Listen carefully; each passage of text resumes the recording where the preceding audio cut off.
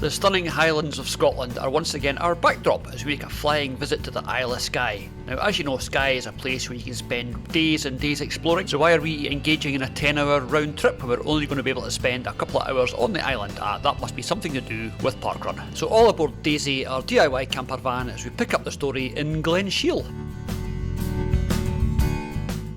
No matter how often you drive this road, you always have to stop to look at the views, because every time you come up, no matter what season it is or time of day it is, it's always different. Well, especially if it's at night, then it's all dark, but you get the idea. Time of day, I meant I'm gibbering again. And our clunky suspension clunked quite a lot coming into this parking space. It's a bit like some sort of lunar surface. You don't need a Daisy Ducato, you need a Mars rover. Next stop, Chocolates of Glenshiel, because they do coffee. You're welcome to.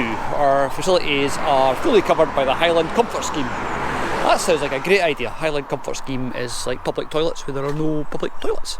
But that's the setting for this wee coffee shop. Well worth a stop, I think. And there's Daisy lowering the tone.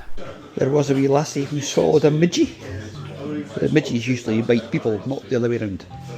This is really nice. It says wonderful gifts, and then that sea glass, is it? Do things quite nicely with sea glass. Yes, that's really cool. We'll have to up our sea glass game, I think, now that we're selling internationally on eBay. Did I mention that before? Too many times. Okay, I'll keep mentioning it.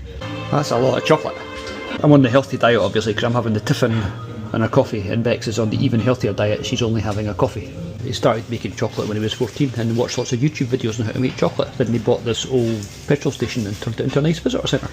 And if you're wondering how I know that, there's a screen right above your head. Oh man, we just missed a big RAF transport plane coming down. It flew right over us and it has disappeared off up there. That was cool. All you're looking at now is mountains, so there is a great big transport plane going up there somewhere.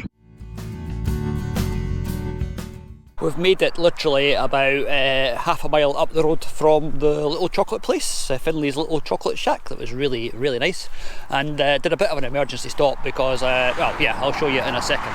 We're going to go up Kevin's Way, apparently, says on that sign. Now, can De Niro manage to get his body through the gate? Nope, he's... Oh, he's getting good at that. Well, I thought he had until that last time, remember? So this is Kevin's Way, and I'm not sure where it goes. De Niro, I'm not filming you, so I don't have to edit that bit out. There's a little thing here, and there's that there that I spotted nestled at the side of the loch. There's the story of Kevin. The cairn and footpath was built by the community in memory of Kevin Stoddart, who was tragically killed at Balmacara in 1998, aged 19. So this is Kevin's Way, a wee memorial to Kevin. How often can you say the word Kevin in one wee speaky bit? Quite a few times, I think you found out there. I've just noticed what's up there.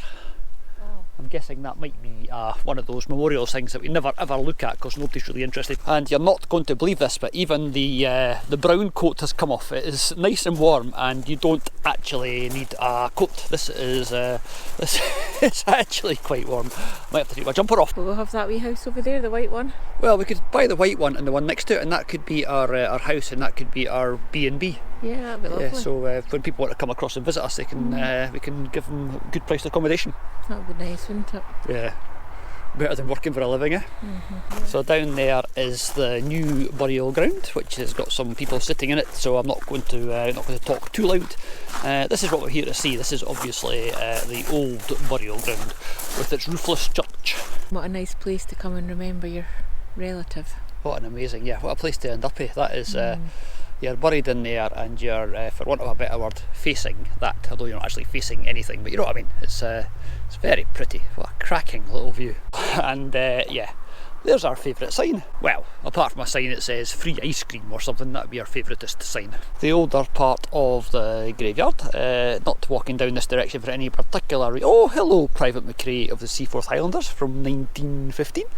Let's look at that. There's the old church, and there's people actually got their headstones inside the old church. That's quite cool. Let's go for a wee look and see who is there. The great and the good of this place were obviously the McRaes, because there's Hugh McRae, who died at Morvich in 1898, And that big grand one up there has got McCrae carved at the top of it. So yeah, McCraes are the big cheeses around here. There's another McCrae just outside the church. Let's go and see who is inside this rather impressive old building. That is not McCrae's. That oh, it is the McCraes of Concra. Erected to the memory of the following chiefs of the clan McCrae, who with their wives are interred in this burying ground. Oh right, cool. So it is the McCraes. If you're a McCrae, this is your sacred place. That stone out there does not say what I thought it first said. At the bottom it actually says fortitude, but it looks like T-O-O-I-N-E. The Star Wars, what is that, somebody from Tatooine? It's not, obviously, that was a joke. Bex has never seen Star Wars, so that meant absolutely nothing to her. Like most of my jokes. There's quite an old headstone. Let's see, died on the 12th day of January 1819.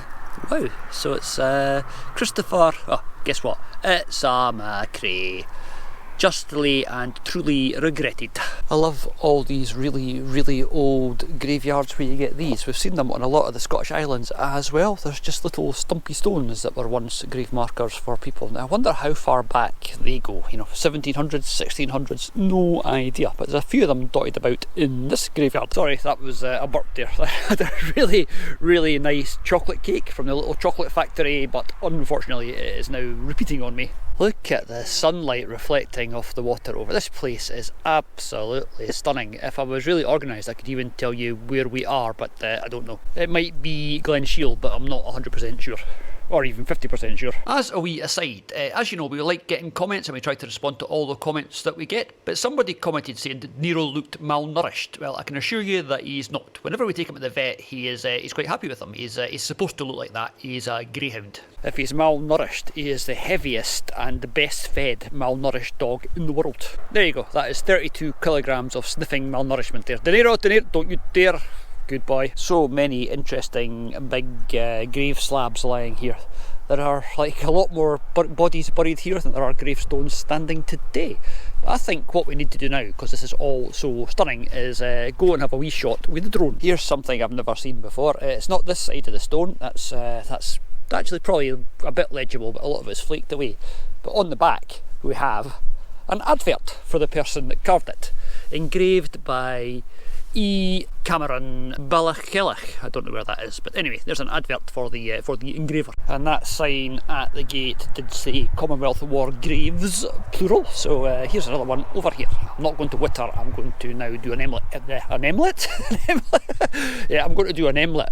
That's like an edit and a fast forward at the same time. Or I could just gibber like I've just done to get to Piper C. McCrae, Scots Guards, 1920, age 20. And I'm going to guess that C. McCrae is Christopher, who died at Windsor, I'm guessing recuperating. Bex has had enough of the graveyard and has got De Niro through the bendy gate and found a wee seat. So I'm going to go and get the drone while she has a quiet minute to herself. Because as you can probably imagine, with me you don't get many quiet minutes to yourself. And down there is Clunky McClunkface the van. We do love Daisy, but she's had one of her springs at the front broke, so we had to go and get that fixed. That was 300 quid. And then literally about 2 weeks later the spring on the other side broke, so that was another 300 quid. And after that she's now got a new clunk, so she's just making up clunks because I think she likes the attention from the guy at the garage. I think she's got a wee fancy for him. Bex and De Niro have definitely found a seat with a view. Hello, De Niro. But you can't sit around for too long, so let's go and climb the hill up to the War Memorial. Why they built it up here? Well, that'll probably be something to do with the view.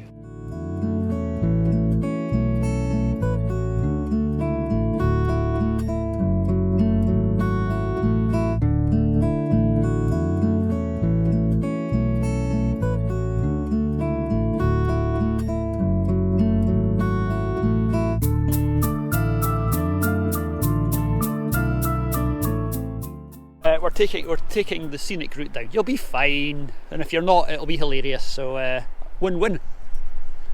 See, told ya. All good. I don't think that's the way you're supposed to come down. Come on, De Niro, you can do it. Come on.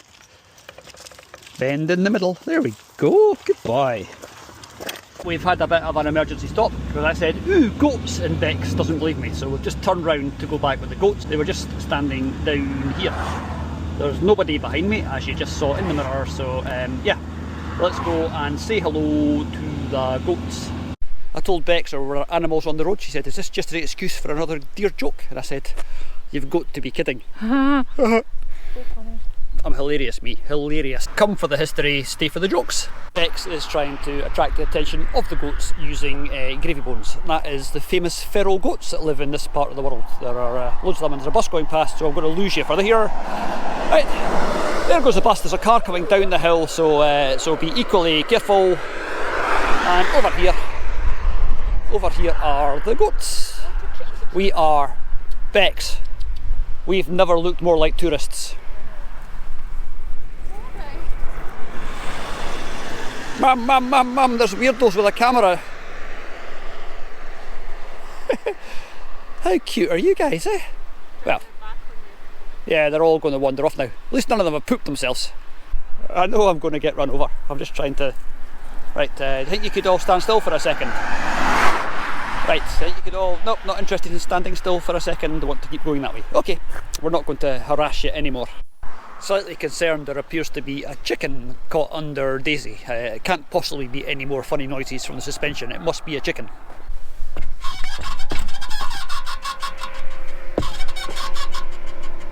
Well, it sounds like a chicken. You've got to laugh. If you don't laugh, you'll cry. Time's marching on and we want to get to our next destination before it gets dark. So come on, back on Daisy and we're heading to Plockton. This rather pretty little chap is in the village of Plockton, which is unsurprisingly where we are now. I've seen the signs for this a lot when I've been heading towards Isle of Lochalsh. I've never actually taken the detour to come here, so today I've taken the detour and come here. Car parking is, well, there's Daisy over there. It is a car park with an invitation to pay. You don't have to pay, but given the amount of money that we've given Highland Council in car parking today, we're declining their polite invitation. And I don't know what's over there. There's some houses over there, and there's some houses over there, and there is the village. So we're going to go for a walk along to the village. De Niro is in the van eating his dinner. The Plockton Hotel. Let's go and look at the evening meals and thing. It is dogs welcome in the back bar. Soup £6.50, cream is £8.50. That's not bad. Salt and pepper squid with sweet chilli dip, £10 or £20. That's quite good. I mean, expensive things are expensive, but venison and grilled lamb chops with drumbeer and marmalade glaze. Yeah, well, ribeye steak's always quite expensive, and venison, obviously, that's always a bit dear. Stop it. So there's another nice wee view. This area is full of nice wee views. Sorry, Bex, what are you saying? Stay back in the parking place. You're not allowed to park overnight. You're not allowed to park overnight. It's the same as everywhere else. No camper vans between X and Y. So it's, yeah, okay, whatever. We'd like to come here and support your local economy, but you won't let us. We just saw this tiny little cottage on the main street. Guess how much it's going for?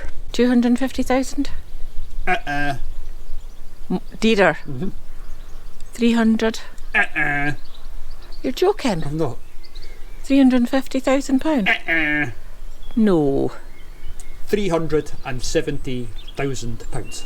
What? That wee house is, I suppose, pretty similar to our wee house in Methil, but you could buy 5 of our wee house in Methil for the price.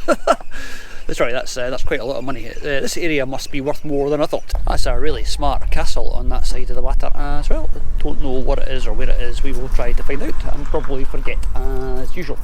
Right, that is the Plockton Shores shop. Okay, that might be the shop. No idea. Anyway, let's find out. That's, sorry, I was looking the other way while I was telling you about it. There is Plockton's Village Hall. We've been looking for the shop, but unfortunately it is shut until 6 o'clock tonight and we've got no food with us, so we might have to bin the idea of staying in Plockton and go somewhere else. It's funny how when you're away doing the whole van life thing, you buy food in the van and the food sort of gets worn away by attrition and all we're left with is a bag of pasta and some mashed potato that you add water to. All the tasty stuff is gone, unsurprisingly. It's another place with quite a lot of nice views, but it's not quite so nice when it's blowing a hoolie and peeing with rain, but it's quite nice at the moment. This is apparently the main jetty, or the main pier, as you saw back there. And oh, we're a bit closer to the castle over there. That's amazing. I'll have to have a look on Google Maps and see what castle that is. We're not going to go right down this little jetty thing. We're just, yeah, next trip, April. Oh, here's someone that we saw in Aberdeen. This is a public drinking water supply when you wanted to give the people of the village fresh water, and from that better health, I would guess. It's now been put behind this little fence. I'm not sure if that's an original sort of font or something. It would have had a pump handle on top of it, but now there's a much more modern tap there. And speaking of taps, Bex is tapping her feet because she wants to go and get some food, and to be honest, so do I. There's any beachcombing treasure on this this wee beach, because it's quite a nice little beach. Let's it's a bit wet, but I'm going to cut across to the ramp over there, and that's my my route back to the van. So let's see what we can see, if anything. There is an awful lot of pieces of pottery and pieces of old glass in here. I suppose that's because once upon a time this was the town midden where all the rubbish was dumped. I'm going to go out on a limb here and guess that that anchor is not original to that wee boat. It is quite a sturdy anchor. Looks like it's off something a bit bigger. I've often wondered how they get the pictures of the Skye Bridge looking like a massive steep hill when it isn't when you get close to it. They must take them from here, because from this angle it certainly looks like it's quite a lot of up on the wee Skye Bridge that you can just see. Oh, there, boop. Boop the Skye Bridge with my finger. So with the light starting to fade, we headed through Lochalsh without stopping and straight over the Skye Bridge to try and find somewhere to park. Ideally somewhere that was quite close to the start of the parkrun. We always like to do a little bit of a reconnaissance the night before. There's our poor malnourished greyhound having his one meal for the week. That's why he's eating it. I think that's actually bits of his breakfast and some of his lunch, and he's not a very voracious eater sometimes. He makes his dinner last all day. There's Daisy, the salubrious camper van with the increasingly rusty spots, and we parked in this lay-by just at the side of the road last night, because you can do that on Skye. They're quite nice compared to Fort William. And over there, that's the view that we woke up to. Not bad, eh? But now the bad news is we're going to go and run up that hill over there, apparently. That'll be fun. The car park here, if you're in a van, has got a height barrier, so you're not getting in. And they ask that you don't park on the road or park in front of the cemetery. So we have parked about 200 or 300 metres away in that big lay-by. So it's all good. And there's the Forestry Commission sign for the car park. So we're almost there. Actually, ignore me. If you're here in that camper van, as you can see down there, there is space for a few. So there you are, that is the sign you're looking for if you're coming, modelled by the lovely Bex. This is Broadford or something else. It's not a bad view, is it? That could be a contender for prettiest parkrun. We'll see once we get up the big hill what it looks like. Yeah, there's a big hill and lots of up. Bex, let's have your lots and lots of uphill face. Come on. Right, let's have your coming back downhill face. As you can see, it is not a massive car park. There's a few people pitching up now, but it's not huge. So if you're here in the summer, again, watch out. You might not find a spot. Park runners assemble. It's not going to be a very big one, so should get quite a good finish position. So we're looking at it. Top 50 finish. Time for the walk to the start. We've not had the first timer's briefing, but I think it's just run up the hill till you get to the top and then run back down again. 3, 2, 1, let's go! I'm looking forward to the coffee buffet already. They say that this course is like very hilly on the way out. Well, that's in front of us, it's just the first one. In fact, I think by later standards that's hardly even a hill. Oh well, we'll see at the top. We watched the girls' video last night to see the course and we couldn't figure out why she kept stopping to film herself. Trying to speak to you guys and do this, I now know. It's, sorry, I sound like an old steam train. They say this run's got stunning views, but so far it's there's a tree, there's another tree, there's a tree, there's Bex, there's a different tree. It's about 9 or 10 degrees, blue skies and sunshine, and we're running up a big hill. What more could you ask for? Oh, charity shops, they'll be coming later. Right, so it's just over a kilometre done, and we're still climbing. Bex is powering along there. Look at her, powering. It is very pretty if you like trees and hills. Oh, way up there. Well done. Well done. Yeah, we're walking. Well done. I don't think I could run up this hill if it was at the very beginning. Never mind after 2 kilometres of uphill. As you can see, everybody else is giving up as well. Okay, now we're seeing a view. That wee island out there's amazing. It's got like houses on it. That's not like houses, it's got houses there. That is Scotland from on high. And after following that, Bex is taking off. We are so happy to see you. Yeah, I know. It's my favourite place of all. You're the most popular person on the course. I'm pleased to see you. Yay! Thank you! What was a really steep uphill is now a really steep downhill. I don't like downhills any more than I like uphills, to be honest. Oh yeah, ow, ow, ow. My knee does not like this. 1 kilometre to go, Bex. How are we feeling? Great. It's all downhill, apart from the last bit, but we'll worry about that when we get to it. And almost at the finish. There it is. There! Thank you guys.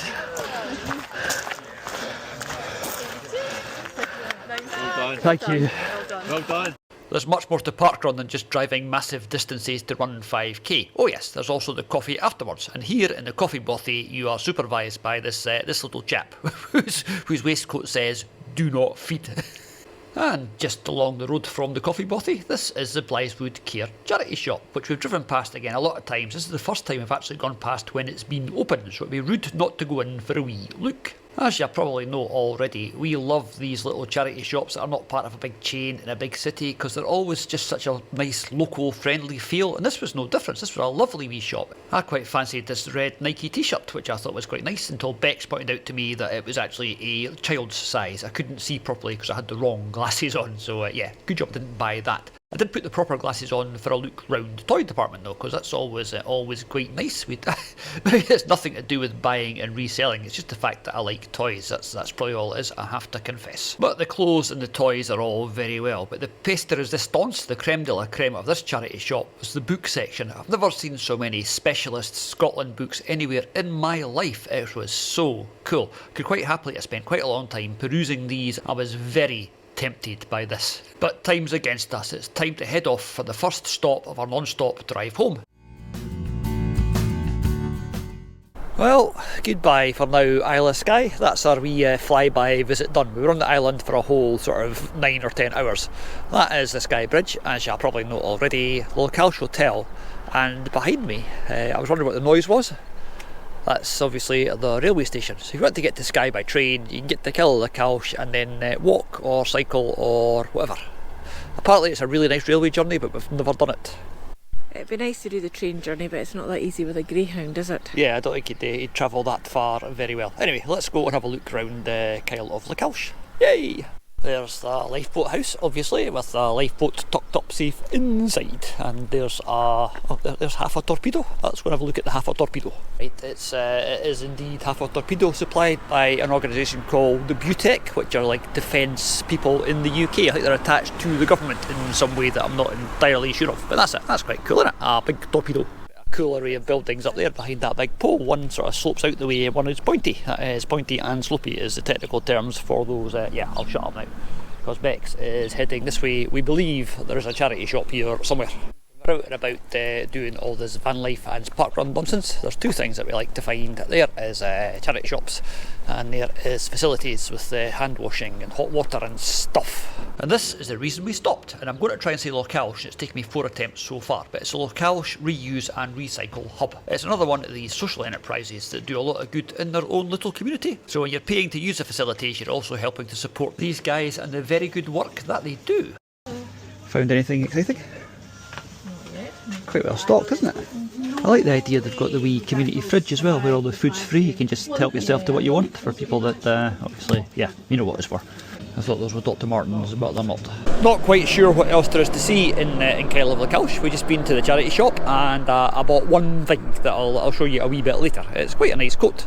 That sign there says more shops, so I think we'll go to the more shops. More shops, I'm guessing what it meant is not very many more shops. I think they were lying with their promise of more shops, but let's go up to the viewpoint and have a wee look at the view. How's that? This is quite good. They've got the alphabet of trees. There's elm and beech, but when you elm is obviously Gaelic for elm, and then there's beech or birch, but then you get call or hazel, and then somebody's stolen the D. Oh no, it's down there. Somebody's broken the D into pieces, and then aspen is E. So the alphabet doesn't exactly work. Is staring into space, so let's go and see what she is staring at. Hopefully it'll be one of those nice views that you occasionally find up in places like this. Oh yeah, that's not bad. Oh well, while we're up here, be rude not to have a look. You can buy a cow. No, you buy a cow? I was trying to say something funny there, my brain just couldn't keep up with my mouth. Anyway, if you're moving, you can follow the cow. How's that? Next stop on our tour of Scotland's tourist cliches, like the Skye Bridge, we've come to Glenshiel, which is the site of a battle that I know absolutely nothing about, so I'm going to go and read it on the sign down there. It's another one of these places that I've driven past loads of times and never stopped at, so today obviously we're stopping. Bex isn't coming. She's in the van with somebody called Lucinda Riley again. she's quite liking the sisters' books that she's working her way through gradually. I'll spare you the sight of the poor thing, but De Niro was just sniffing something. It took me a bit of time to figure out that it was a very decomposed dead deer. The story of the battle is actually quite interesting because I just read it across there. The Highland Army, or sorry, that's not right, the Jacobite Army, which is composed of clansmen and Spaniards, were up on the hillsides here, and the government army marched up from there but climbed the hills and came along at high level, so they weren't getting the disadvantage of height from the Jacobites. And the government army also had a new toy with them, because when they got in range they had mortars, which were a new thing in British warfare. So they just fired mortars, which was lots of big explosive cannonballs landing amongst the Jacobites, and the Jacobites ran away. But to be fair, if I was up there with a sword and somebody was firing something at me that was exploding, I'd run away as well. A pretty little waterfall that goes from here, up there, along there, and all the way up there. Yeah, that's that's quite a nice picture actually. Very pretty, very picturesque. Yes, De Niro, you're very picturesque as well. The deer is just, I'm not going to show you it, but it is rotten and it is absolutely stinky. How's Lucinda?